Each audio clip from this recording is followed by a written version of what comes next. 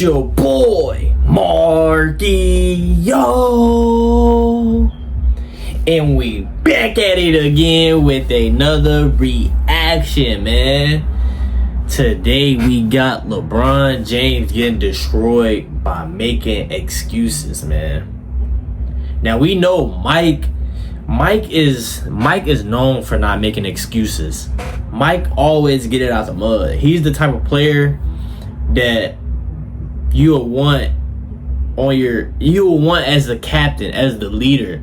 Even though a lot of people probably don't like how he just be yelling and just getting on his teammates, but that really put them in a position to win a lot, because that's like having a kid.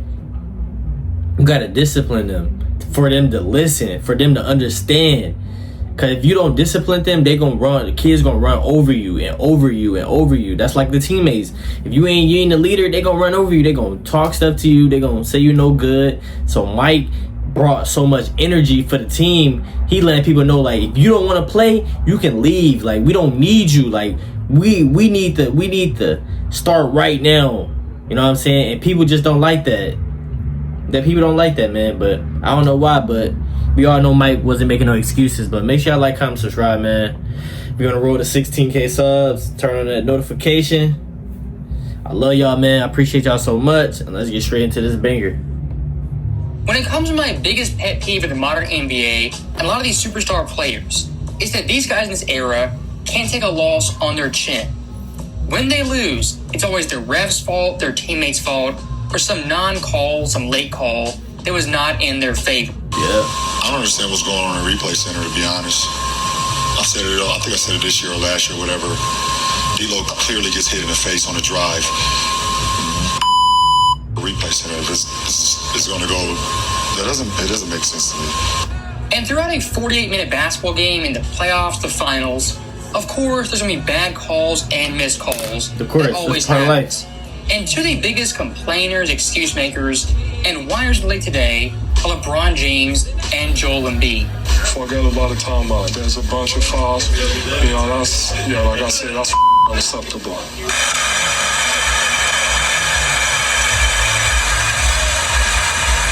And looking at LeBron first, the word that comes to mind is hypocrite. As remember early in the year when Lakers had a massive free throw advantage versus the Raptors, 23-2 in the fourth quarter. What was LeBron's response to that awful differential and the awful calls in the fourth? I felt like they fouled and we didn't. Reeves and a late whistle. Yeah, you gotta watch Michael Jordan interviews. I felt like they fouled and we didn't. So that right there is LeBron James when the refs and the whistle are in his favor. He has no objections, no nothing. It's just simply, they fouled, we didn't. Nothing more to see here, look away. Now, contrasting that clip when the referees don't give him every call, every whistle, throws a fit, pouts after games, and just quite frankly, acts like a sore loser. When the game is over, Lakers furious and thought it was fouled. Excuse me, and it's now overtime. LeBron James being a massive hypocrite, I mean, it's nothing new. But this right here just so blatant on display for every fan to see. And when it comes to all-time great NBA legends, stuff like this should be beneath you. But for LeBron James, unfortunately, even in the year 21, it simply isn't. And looking at Game 2 versus Denver, LeBron, Anthony Davis, and D-Lo, they were just outraged beside themselves at a missed call and a non-call in the third quarter. And look, this call, it's a bad call straight up. But this one call didn't lose you the game. If we want to play the game of bad calls, missed calls, non-calls, I can find probably just 20 calls last night in the Lakers' favor that shouldn't have been, and in Denver's favor they shouldn't have been. I mean, it goes both ways. I know this old too. But when it comes to Lakers and LeBron James, it's just the principle. His team's overall persona and attitude, it just reeks of being entitled. And funny enough, this Game 2 versus Denver, out of the last 10 meetings, was the one time Denver had an advantage in free throws. And look at the past 10 games. LA versus Denver, a total of 192 attempts at the free throw line. Denver, only 130. And looking past the Nuggets vs. Lakers matchup and the overall differential for the entire league, the past 2 years, including the playoffs, the Lakers are a plus 1,113. Second place, the Knicks, added 400. The Magic, barely plus 350. The Bucks, plus 310. And Boston, plus 295. For LeBron James' Lakers to complain about an unfair whistle is just peak comedy and so ironic. And if you want to talk about free throws, LeBron in the fourth quarter late had an and one bucket that afterwards he missed the free throw. Now this one free throw, 1 point, in a large scheme of things, was highly significant. And if you want to talk things you can control versus not control, making your free throws is one thing you 100% can control. When you're at the line by yourself, the referees can't make you miss. Late in the game for a three-pointer, when you're wide open, the referees didn't make you miss. And to contrast LeBron James acting like a spoiled child, look at Michael Jordan back in 1998. In Game 6 versus the Pacers in Indiana, Reggie Miller just shoved Jordan, which led to a game-winning three-pointer to force a Game 7. Now, Jordan, the aftermath of that shot, he didn't whine, complain to the referees, and get on all fours. Take it personal, Instead, though. Jordan took it on his chin in a post-game press conference, guaranteed the Bulls would win Game 7, which they did. It's just his third Game 7. But MJ offers assurances that the dynasty will not end here tonight. We're going to win Game 7. Of course, LeBron James is an all-time great player, multi-time champion, and future Hall of Famer.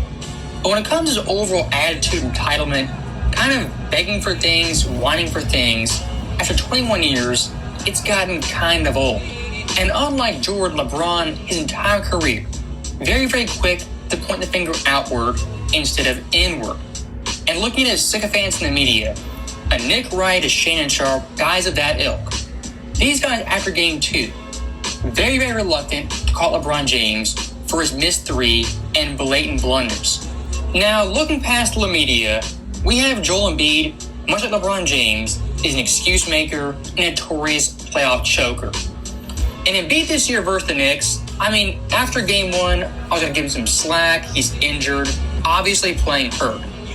But the Game 2 collapse, followed by his post-game comments, this dude has to be held accountable. Yes, we did. Everybody on the floor was trying to call timeout, myself included, Nico, coach on the sideline. But they didn't give it to us. But, forget about the timeout. There's a bunch of fouls. Like I said, that's unacceptable. Instead of Embiid owning his bad fourth quarter play, not boxing out, missing crucial shots, having pretty bad turnovers, what did this guy do? Blame the refs for one singular non-call. And looking at that play, was Maxey fouled, was he not? 50-50. Did Nick Nurse get the timeout in? It's up for debate. You can talk about this all day long till you're blue in the face. And I could look back a minute prior to that play, looking at Kyle Lowry blatantly foul DiVincenzo and not be called even upon review. You can nitpick fouls here and there, the first minute, the last minute, that change the outcome of the game. But the point remains, control what you can control. Now looking at Embiid's fourth quarter play versus the first three quarters, pretty glaring. First three quarters, 29 points, 10-23 shooting, 1 turnover. The fourth quarter, 5 points, 2 of 6 shooting, 1 turnover. Now looking at Game 1, virtually the same thing. First three quarters, playing great, 23 points, only 2 turnovers. The fourth quarter, 6 points and 0 of 5 shooting. In these first 2 games versus the Knicks, Embiid is shooting 2 of 11 in the fourth quarter. As a quote-unquote MVP ultimate great player, Joel has not showed up. And if you want to say he's injured, he's hurt, fine, go ahead and say that. But the point remains, throughout Joel's entire career, during the regular season, a dominant force of nature. But in the playoffs, either one, he's injured or choking in the fourth quarter. Look at last year versus Boston. His fourth quarter play was absolutely atrocious. Points per game, 3.6. It ranked 26 among players in the second round. From the field, only 40%, and a plus-minus of negative 3.4, the 7th worst of the second round. Compare those numbers to Jason Tatum. In the fourth quarter, Tatum, 8.2 points per game, ranked second for the round. Shooting splits, 52% from the field, 50% from three, and nearly 80% from the line, with a plus-minus that ranks seventh for the second round. And going one step further, adding more context, Philly being up 3-2 in this series, heading into the fourth quarter at home. In that fourth quarter and in Game 7, Jason Tatum, a total of nearly 70 points on above 50% shooting. Joel Embiid in the fourth quarter and Game 7 only had 21 points on 33% shooting with 4 turnovers. The history of playoff Embiid is pretty cut and dry. In the first quarter, second quarter, even third quarter, he's lights out. But in the fourth quarter, for some odd reason, let's see how he played this year, man. Ice cold, a turnover machine who's unproductive and borderline inept. And I do find it pretty fascinating. Both Embiid and LeBron James, they're down 0-2 in their series, they're blaming the referees, and they're playing awful in the fourth quarter. And looking at someone like Nick Wright regarding these three players, the Joker, LeBron, and Embiid, compared to myself, was the opposite end of all these takes. As for years, downplayed the Joker, said Embiid was better. And for LeBron's Lakers, every time they met Denver, this guy picked the Lakers to upset the Nuggets. If you don't believe in basketball karma or the basketball gods, I think Nick Wright is literal proof. When you lie for a living, spew awful narratives, things in the end come back to bite you in the butt, whether you expect it or not. So that right there is the end of the video. As always, thank you guys for watching. I really want to know, how would LeBron James play back in the day? Because it's a lot of people that saying LeBron would still be the superstar he would be. I mean, the superstar he is right now back in the day, and he will accomplish a lot as well. But I really want to truly know, how would he really adapt into that situation? Because I feel like if they'd have put LeBron in Michael Jordan's shoes when Michael Jordan was going against Detroit Pistons those few years, oh my gosh, bro. It would be so many excuses, so much complaining, crying. He probably even miss a few games. I don't know, man. I feel like I don't know, because people always trying to bring up Michael Jordan played against plumbers, played against janitors, construction workers. I don't know why people really say that, because I feel like people really don't do their research on basketball players. You can't really tell somebody, you can't really say how you feel about somebody if you don't know the whole thing about it. Like, you can't really say so much about the 90s if you've never watched the 90s. That's why the OGs, and I feel like that's why I respect a lot of y'all OGs, because like some of y'all are really like biased though. Some of y'all just really think everything just 90s, but it's just a lot of y'all that really like are real. Y'all really real. Y'all honest too. It's a lot of players that played back in the day, and there's a lot of players that played in this generation. But it's a lot of people that play in both generations, and a lot of them still say Michael Jordan is the GOAT, and that really shows a lot. But people in my generation don't really care about that. They don't listen. Like, if Ray Allen played against Michael Jordan, and he played with LeBron James on the same team, and he said Michael Jordan is the GOAT, that should be the end right there. And it's not even just him, it's just other players saying Michael Jordan the GOAT as well. But I want to really know how LeBron James would attack back in the day, because the way he complains as a grown man in today's world and in today's game, I want to see how he would do in that scenario, because it's a lot of they really fighting too. Back in the day, they really swinging on you, punching on you, being very aggressive. I just feel like people nowadays gotta really, it's not even just basketball. If you have an opinion on something, you gotta know it. You gotta know from the beginning to the end. If you say the 90s trash and you watch the whole thing, okay, that's your opinion. But if you just say 90s trash, just see it from little highlights, then I don't know what you're talking about.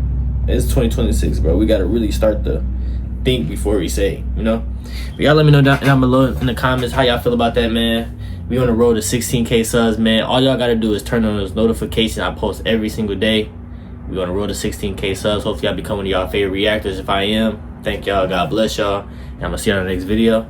I'm out.